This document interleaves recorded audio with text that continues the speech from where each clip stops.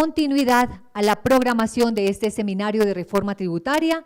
Retención en la fuente, empleados e ICA es el tema que veremos a continuación. Nos lo comparte la doctora Natalie Carvajal. Y para quienes acaban de hacer su ingreso, en sus puestos de trabajo encontrarán el formulario de evaluación.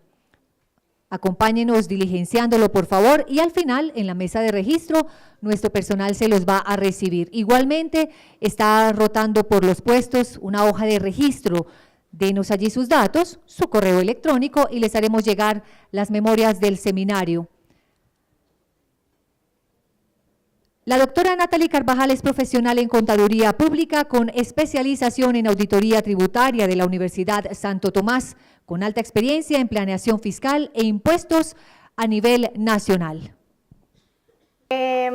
Para los que acaban de llegar, vamos a empezar a hablar sobre la retención en la fuente de rentas de trabajadores. Como el doctor Camilo lo comentaba, la reforma tributaria trajo unos cambios significativos en la clasificación de las personas naturales.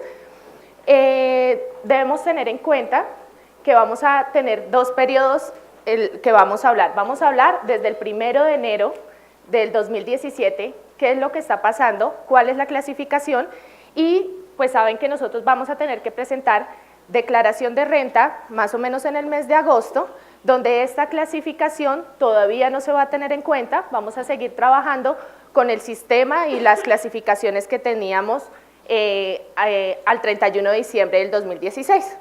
Entonces, ¿cómo quedó el tema de la clasificación de las personas naturales? Quedó por rentas cedulares. Ustedes recuerdan que la clasificación anterior eran trabajadores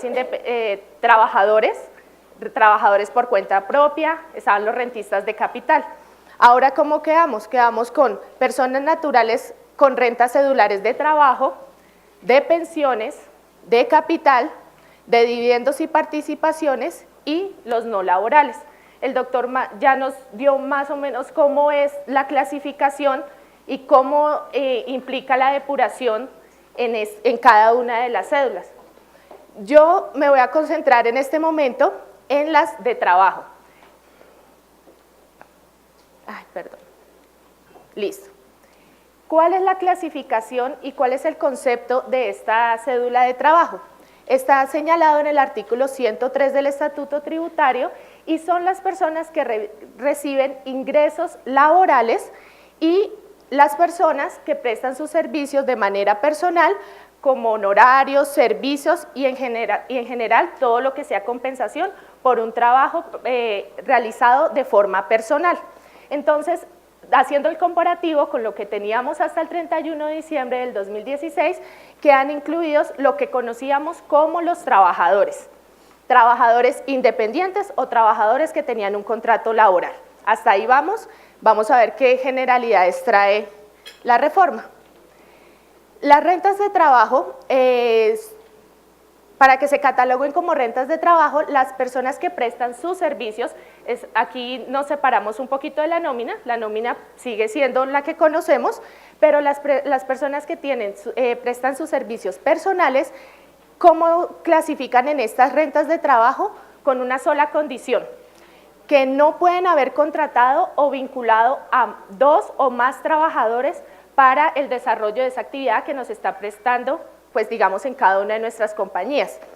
Ustedes recuerdan que cuando al 31 de diciembre del 2016 teníamos varias condiciones, había una condición de ingresos del 80-20, estaba toda la tabla de trabajadores por cuenta propia, ahora solo queda una condición y es esta, que esa persona que nos va, no sé, un contador independiente que tengamos, que nos va a hacer un trabajo, una asesoría, pues no podría llegar con 2 auxiliares a hacernos el trabajo porque no estaría dentro de la renta de trabajo, sino estaría en otras retenciones.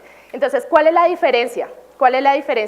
Que en este caso la retención en la fuente sería por rentas de trabajo y si esta persona contrata más de 2 trabajadores, volveríamos a aplicar las tarifas del 10, del 11, del 6 que habíamos perdido. Creo que casi ya no volvimos a utilizar ni la del 10 ni la del 6, porque estábamos casi todo el mundo haciéndolo por procedimiento 1, 2 y retención mínima. Importante, lo que les había contado, se eliminaron las categorías de empleados, trabajadores por cuenta propia y demás contribuyentes. Todos quedaron con rentas de trabajo con la condición.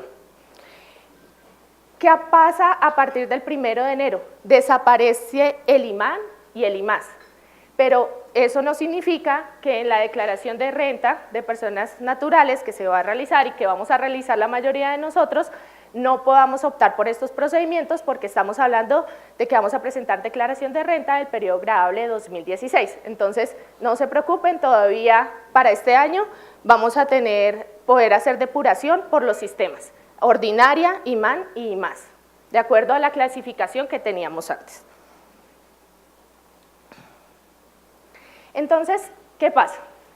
Si estamos con una persona que cumple la condición para estar en rentas de trabajo, vamos a hacerle la depuración de retención en la fuente. Quiero aclarar un tema acá. La depuración de la retención también cambió. Vamos a ver la estructura, ahorita muy general, con los cambios que hubo por cada uno de los conceptos, pero ya después vemos un ejercicio práctico de cómo va a quedar matemáticamente. ¿Por qué lo quise hacer así? Porque inicialmente cuando yo en enero revisé la reforma y tenía que parametrizar los sistemas para hacer el cálculo, yo decía, pero eso es lo mismo, si lo pasan un ingreso no constitutivo a renta exenta, yo decía, no tiene ningún efecto, pero vamos a ver matemáticamente y con las limitaciones que sí tiene un efecto bastante representativo. Entonces, ¿cómo quedó el cálculo de la retención en la fuente? Estamos hablando para procedimiento 1 y procedimiento 2, igual está más adelante, pero la retención mínima acabó el 1 de enero del 2017. Esta retención mínima fue derogada, el artículo 384 fue derogado. Durante estos meses hubo muchas discusiones por parte pues, de los estudiosos del tema, la DIAN, le consultaron a la DIAN para que nos dijera, porque mucha gente decía, no, pero ¿por qué el cálculo de la retención en la fuente cambia, pero hay un parágrafo transitorio que dice que el cálculo de retención en la fuente con todo lo nuevo rige a partir del 1 de marzo, o sea, empezó este mes, 1 de marzo del 2017. Entonces, ¿qué pasaba sobre los meses de enero y febrero? Seguíamos haciendo el cálculo como lo veníamos conociendo, con la depuración como la veníamos conociendo. ¿Qué pasa con procedimiento 2? El procedimiento 2 lo hacíamos en diciembre, lo íbamos a hacer en diciembre. Pues a ese momento todavía no teníamos la reforma, lo seguíamos haciendo, igual por eso también dan ese tiempo progresivo de empezar el 1 de marzo. Entonces decían, pero bueno, si todos estos cambios con el parágrafo transitorio dice que empiezan a partir del 1 de marzo, ¿por qué la retención mínima? ¿Qué pasa con la retención mínima? Entonces ahí empiezan las discusiones y el 17 de febrero, más o menos, 17 de febrero, la DIAN vuelve y reitera en un concepto y llega y dice, los cambios normativos de temas de procedimiento y depuración para el año 2017 rigen a partir del 1 de marzo, pero la retención mínima sí es una norma que está derogada desde el 31 de diciembre del 2016, por lo tanto su aplicación es de inmediata. ¿Eso qué implica? Porque no, créanme que mucha gente lo está haciendo, mucha gente pues no pudo parametrizar su sistema a tiempo, entonces de pronto algunos hicimos la retención mínima. ¿Qué dice el concepto? Dice, la DIAN puede llegar a, o sea, usted tiene la facultad o la DIAN puede llegar a solicitarle esa retención que usted pagó en exceso, entonces, pero tengamos en cuenta, no es devolver toda la retención mínima, acuérdense que la retención mínima era un comparativo entre el procedimiento 1 o 2 que yo estuviera aplicando y hacia el comparativo, entonces ese exceso que me generaba que yo me fuera por retención mínima es el que yo debería devolver. Se lo devuelvo a través del mismo formulario de retención, en devoluciones, y hago mi ajuste en la nómina. Entonces, eso para tenerlo en cuenta. Entonces, este procedimiento que vamos a ver en este momento es el que rige a partir del 1 de marzo, o empezó a regir a partir del 1 de marzo de este año. Entonces, rápidamente, ¿cuál es la depuración? Ustedes saben, procedimiento 1 y procedimiento 2 es la misma depuración, solamente que el uno es acumulativo, llega al porcentaje de retención y el otro nos llega a una retención mensual, de valor de retención mensual. Entonces, la depuración básica es el total de los ingresos del periodo menos los ingresos no constitutivos de renta, hasta ahí nada ha cambiado, y eso nos da un subtotal A. Tengamos ahí ese subtotal A. Después vienen las rentas exentas, menos las rentas exentas, menos las deducciones, igual el total de la base gravable. Entonces, hasta ahí no ha cambiado nada. Realmente la depuración no ha cambiado, solo es los conceptos, ya vamos para allá. ¿Qué pasa? Que este es el punto importante que yo quiero que todos tengamos en cuenta, tanto por hacer la retención en la fuente bien, como nosotros como personas naturales. ¿Qué fue la limitación que trajo la reforma tributaria? Dice que la suma de B y C, que son las rentas exentas y las deducciones, no pueden superar el 40% del total del ingreso neto. El ingreso neto, que es el subtotal A, que es los ingresos totales menos los ingresos no constitutivos de renta, no pueden superar el 40% o excederse de 5.040 VTs, que para este año son 160.574.000. Entonces, ahí está el punto álgido de este tema. Esta limitación no aplica, bueno, para los pagos de pensiones, de jubilación, vejez, invalidez, de sobrevivientes y sobreriesgos profesionales. Cuando más adelante si hacemos una charla de rentas de personas naturales, ¿por qué hacen esta limitante? Porque como vamos a hacer por cédulas, entonces si una persona presta unos servicios pero está pensionado, entonces hay que los ingresos solo por los servicios están en esta limitación. No vamos a sumarle los que él recibe por su pensión. Entonces, en ese orden de ideas, por eso hacen esa aclaración. Entonces, mirando cada uno de los puntos, ¿qué quedó como ingreso no constitutivo de renta? Sigue como ingreso no constitutivo los pagos por alimentación o pagos a terceros, compras de vales o bonos, lo que conocemos como los bonos SEDOXO de alimentación, que a veces pues le damos a los empleados, con una limitante, pero no la coloqué ahí, ahorita la vemos en el archivo de Excel. El salario del trabajador, esta es parte de la limitación del SODEXO. El salario del trabajador no puede exceder de 310 VTs, 9.870.000, para que tenga este ingreso no constitutivo. El pago mensual sobre los bonos de SODEXO no pueden exceder de 41 VTs, que para el año 2017 son 1.306.000. Los aportes obligatorios de trabajadores, empleadores y afiliados al sistema de pensiones. Los aportes obligatorios a pensiones, que antes eran renta exenta, subieron a ser ingresos no constitutivos de renta. Entonces, se sube un nivel en la depuración. Y los aportes obligatorios de trabajadores, empleados y afiliados al sistema de salud, que abajo estaban como deducciones, suben a ser ingreso no constitutivo de renta.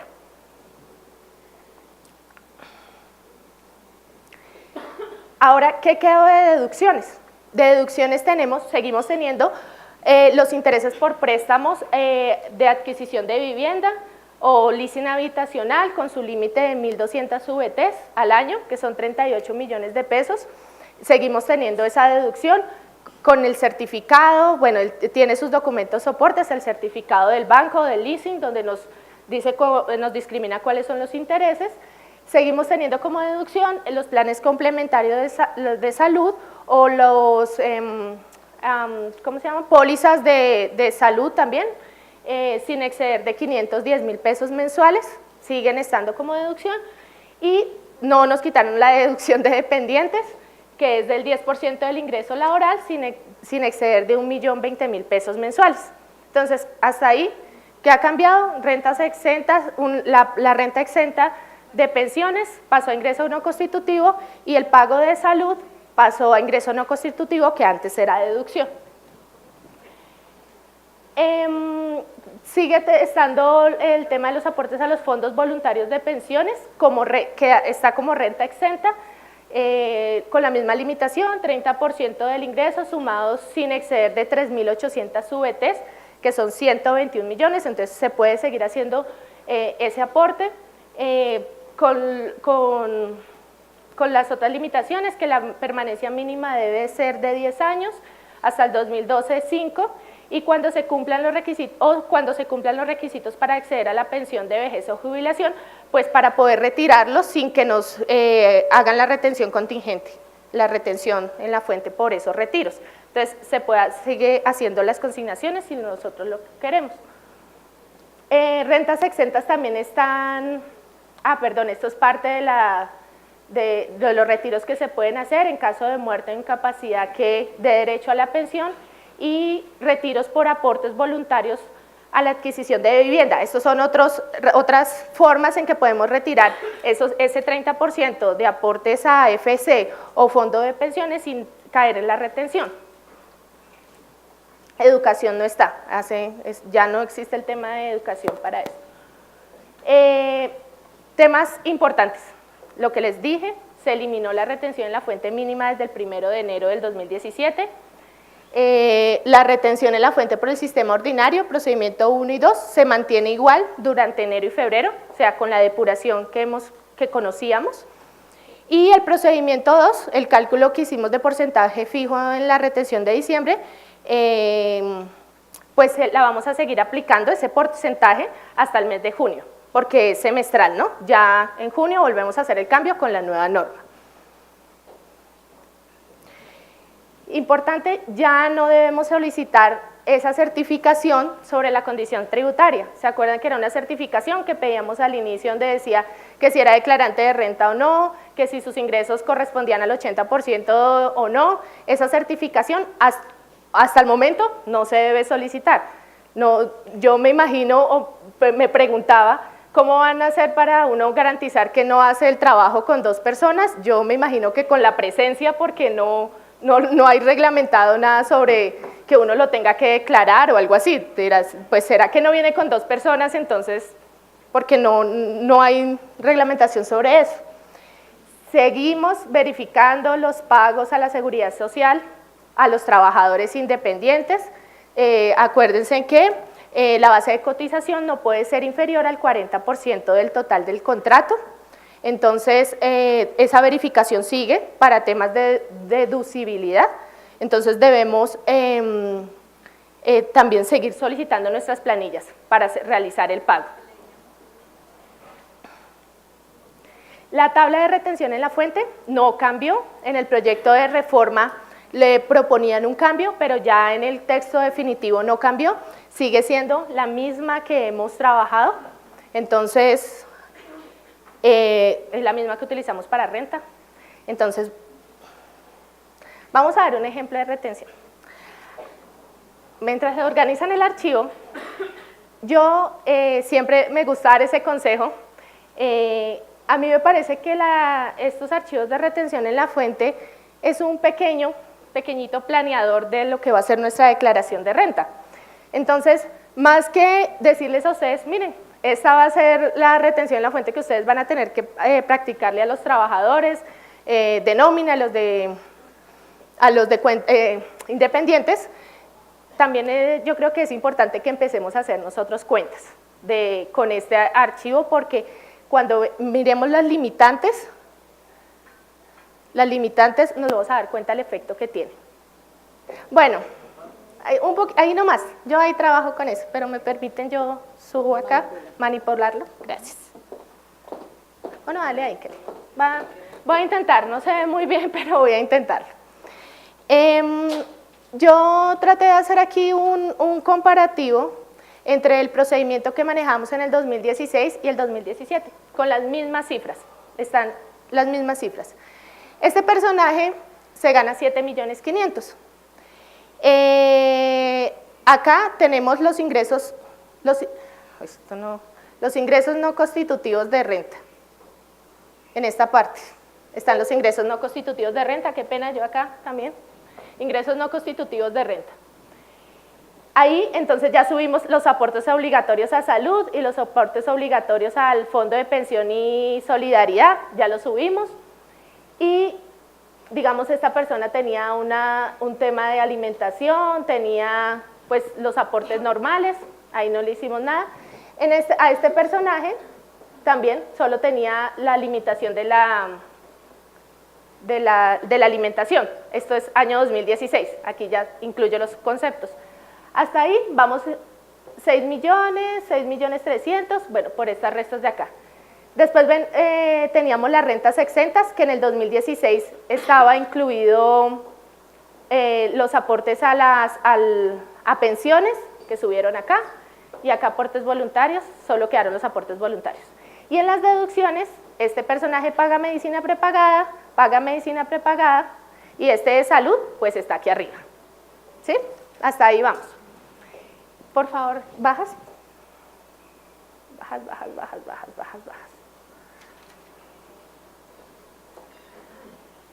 Hasta este punto, y quitándole la renta exenta, 1.335.000, sigue exactamente igual. Base de retención 4 millones.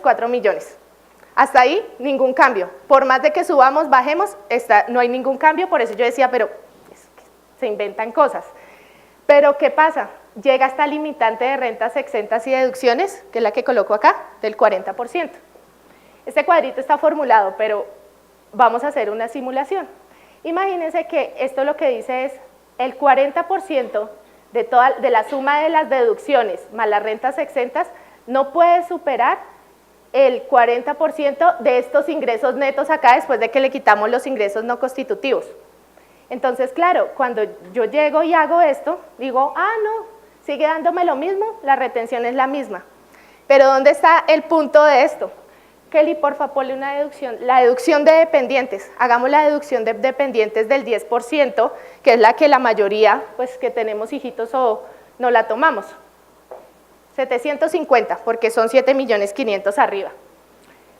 Aquí ya me pasé el límite. Aquí llega, bueno, sigue, lo resta normal, hace el cálculo, me da una retención de 79.000 pesos.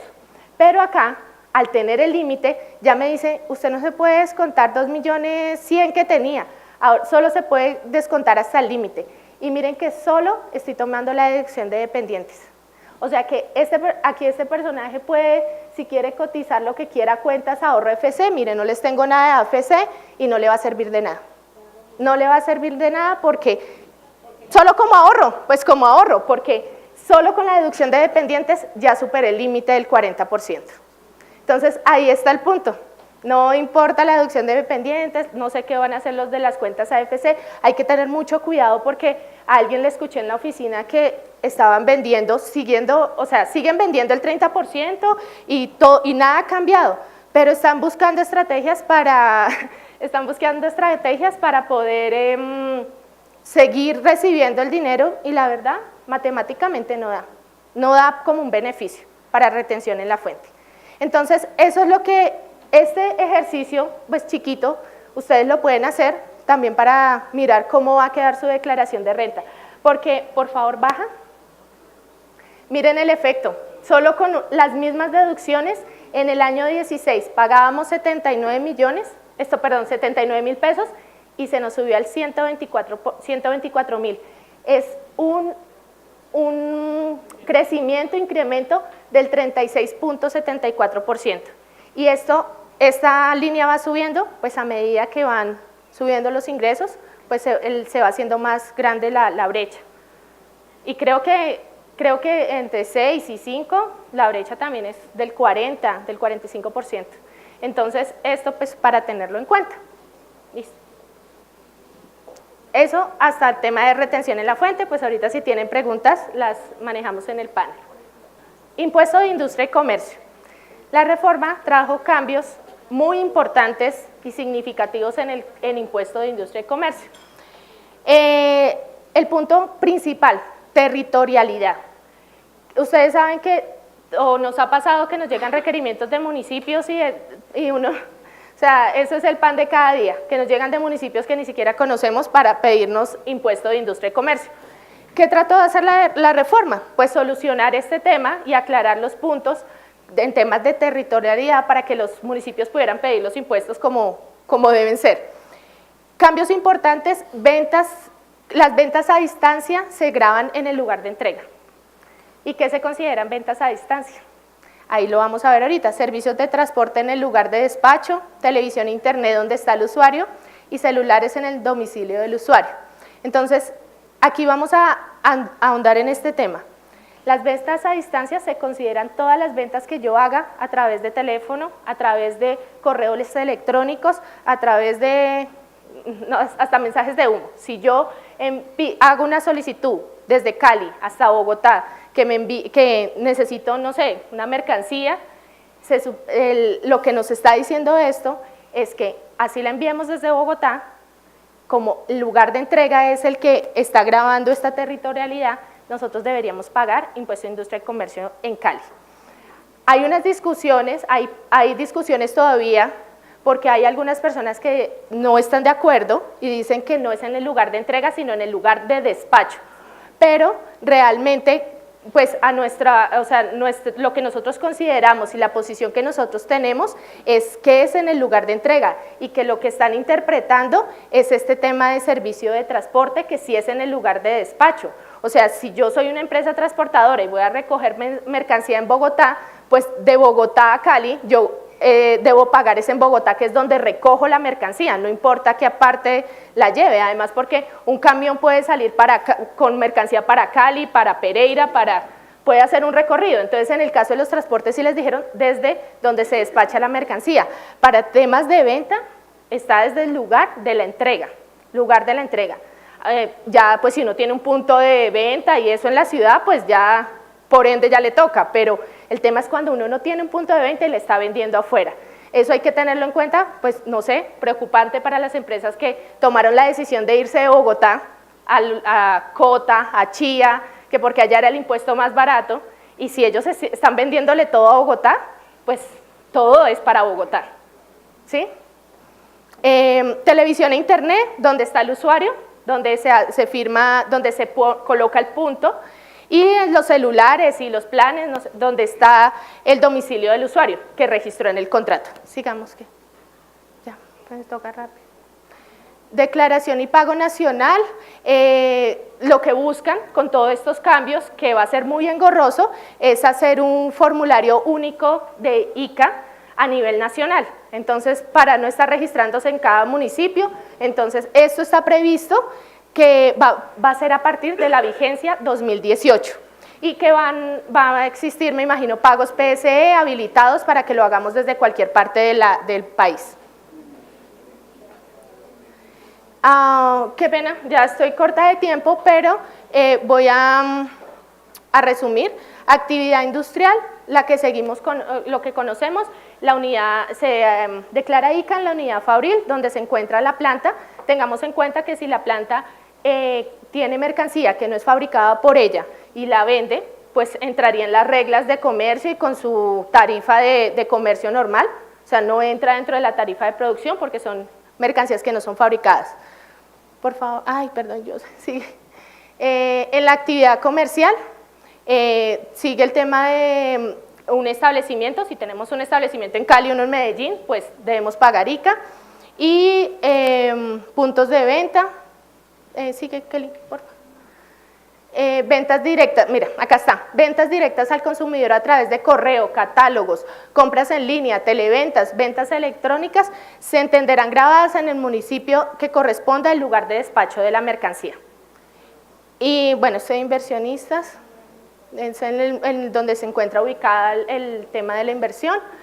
Actividades de servicio, servicio de transporte en el lugar de despacho de la mercancía, ya vimos televisión e internet y servicio de telefonía. Actividad de servicio, sigue siendo en el lugar donde prestemos el servicio, no cambió. Sistema preferencial de ICA, no me acuerdo qué. Los consejos, bueno, La norma contempla que haya como un impuesto mínimo en cada municipio para los contribuyentes pequeños. Es como ese impuesto que hicieron ahora, el monotributo, se me hace como muy parecido a eso, o sea, le da facultades a los distritos para colocar un régimen especial, como un régimen simplificado en los municipios. Y importante, creo que aquí ya termino, importante retención de ICA.